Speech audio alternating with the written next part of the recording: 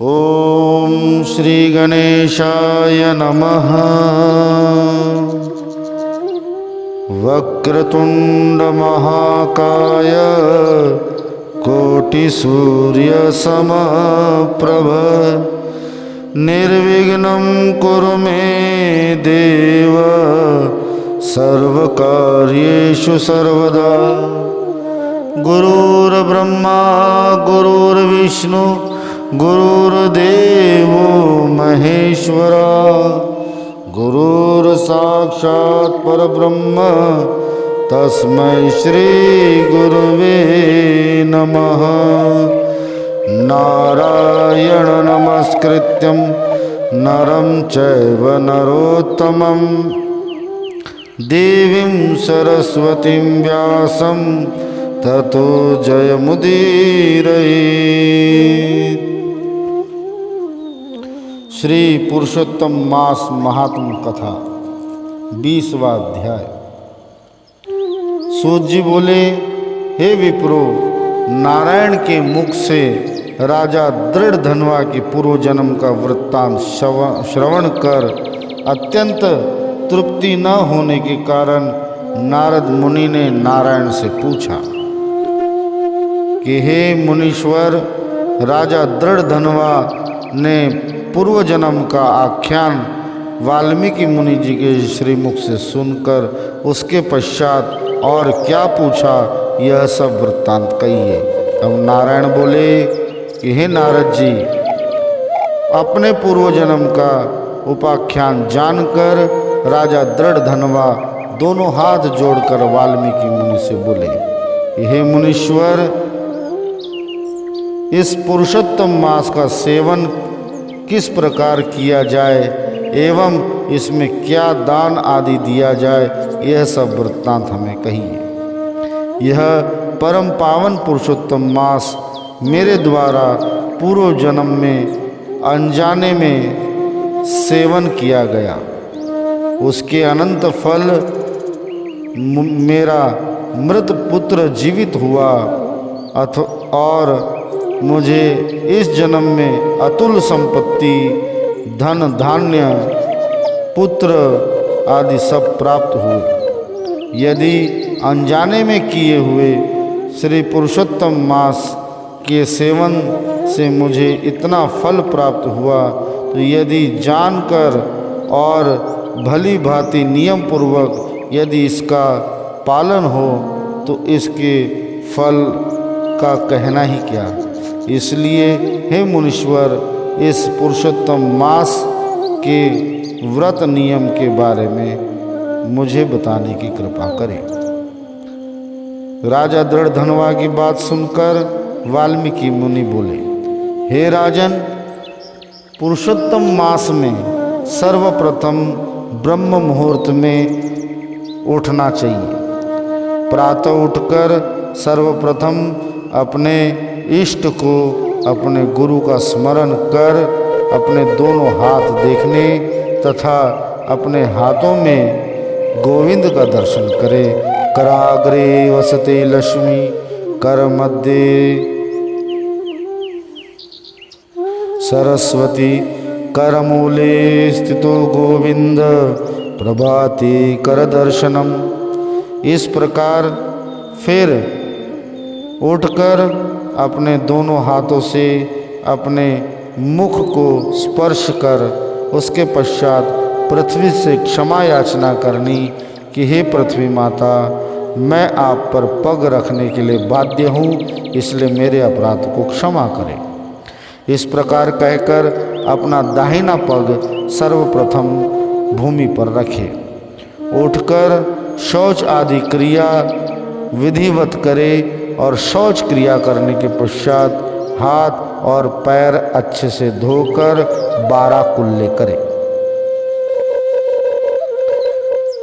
कुल्ले करने के पश्चात प्रथम नेत्रों को धोए और उसके पश्चात दातुन ले आए और दातुन से अपने दांतों को साफ करे।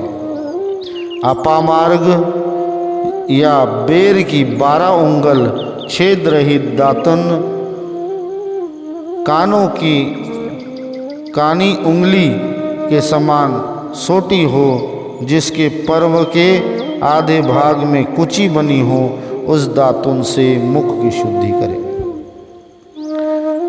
रविवार के दिन दातुन करना मना है, इसलिए केवल 12 कुल्ले से मुख शुद्धि करे। आचमन कर अच्छी तरह प्रातःकाल स्नान करे।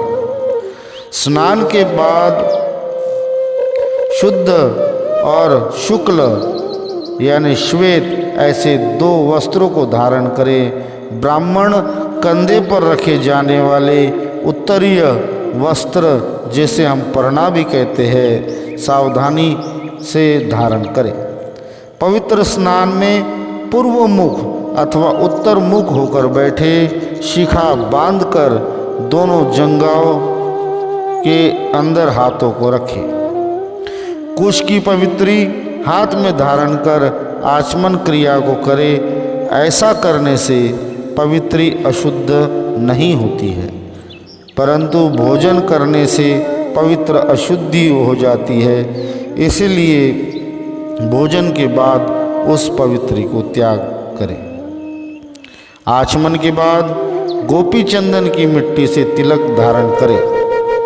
वह तिलक ऊर्ध्वपुंड हो, सीधा हो, सुंदर हो, दंड के आकार का हो, ऐसा धारण करें। ऊर्ध्वपुंड अथवा त्रिपुंड हो, उसके मध्य में छिद्र बनाएं। ऊर्ध्वपुंड में लक्ष्मी के साथ हरि भगवान स्वयं निवास करते हैं। त्रिपुंड में पार्वती जी के साथ भगवान शिव साक्षात निवास करते हैं। सफ़ेद तिलक ज्ञान को देने वाला, लाल तिलक मनुष्य को वशीकरण करने वाला कहा है। पीला समस्त रिद्धियों को देने वाला कहा है। इससे भिन्न तिलक को नहीं लगाएं। गोपी चंदन के तिलक से शंख, चक्र, गदा, पद्मा आदि धारण करे। यह संपूर्ण पापों को नाश करने वाला है और पूजा का अंग कहा गया है। तिलक करने के पश्चात प्राणायाम करके संध्या वंदन करे। प्रातःकाल की संध्या विधि पूर्वक नक्षत्र रहने पर करे। जब तक सूर्य नारायण का दर्शन ना हो तब तक गायत्री मंत्र का जाप करे और सूर्योपास्थान के मंत्रों से उठकर अंजलि बांधकर उपस्थान करे। सायंकाल के समय अपने पैर को पृथ्वी में करके नमस्कार करे। जो कमी रह गई हो उसको इस मंत्र से पूर्ण करे। यस्य स्मृता च नामोक्त्याम तपो यज्ञ क्रियादिषु न्यूनम संपूर्णताम याति सद्यो वंदितमुच्युतम। जो द्विज श्रद्धा के साथ संध्या करता है उसको तीनों लोकों में कुछ भी दुष्प्राप्य नहीं है। दिन के प्रथम भाग में होने वाले कृत्य को कहा। अब इस प्रकार प्रातःकाल की नित्य क्रिया को करके हरि भगवान की पूजा को करे। इसके पश्चात शुद्ध गोबर से लीपी हुई भूमि पर चावल से अष्टदल कमल बनाएं और उसके ऊपर कलश स्थापन कर तीर्थों का जल भर उस कलश के ऊपर नारियल रख के उसकी स्थापना करें तथा इस मंत्र का पाठ करें। कलशस्य मुखे विष्णु कंठे रुद्र समाश्रिता मूले तस्य स्थितो ब्रह्मा मध्ये मातृगणा स्मृता कुक्षोतु सागरा सप्तद्वीपा वसुंधरा ऋग्वेद यजुर्वेद सामवेदो अथर्ववेद कलशस्य अंग समाश्रिता। ओम। इस प्रकार कलश में के मुख में भगवान विष्णु, कंठ में रुद्र भगवान, मूल में ब्रह्मा जी, मध्य भाग में मातृगण, कोख में समुद्र, 7 द्वीप वाली वसुंधरा, ऋग्वेद, यजुर्वेद, सामवेद, अथर्ववेद आदि अंगों के साथ सब कलश में स्थित हो, इस प्रकार प्रार्थना करें। तदनंतर उस कलश का मंत्र पाठ पूर्वक गंध, अक्षत, नैवेद्य और उस काल में होने वाले पुष्प आदि उपचारों से पूजन करें। कलश के ऊपर एक तांबे का पात्र स्थापित करें। उस पात्र के ऊपर श्री राधा के साथ श्री हरि की मूर्ति को स्थापित करें। राधा सहित सुवर्ण की पुरुषोत्तम भगवान की प्रतिमा बनाएं और भक्ति में तत्पर होकर विधि के साथ उस प्रतिमा की पूजन करें। पुरुषोत्तम मास के पुरुषोत्तम देवता है। पुरुषोत्तम मास के आने पर उनकी पूजा करनी चाहिए। जो इस संसार सागर में डूबे हुए को उबारता है, उसकी इस लोक में भी मृत्यु धर्म वाला कौन मनुष्य पूजा नहीं करता है। ग्राम फिर मिलते हैं, धन फिर मिलता है, पुत्र फिर मिलते हैं, ग्रह फिर मिलता है, परंतु यह मानव जन्म अति दुर्लभ है। देहरूप वृक्ष का फल सनातन धर्म कहा गया है। जो शरीर धर्म में रहित वह बांझ वृक्ष के समान निष्फल है। सहायता के लिए न माता कही गई है, न स्त्री पुत्र आदि कहे गए, न पिता, न सहोदर भाई, केवल एक धर्म ही है जो मनुष्य के साथ हमेशा बना रहता है।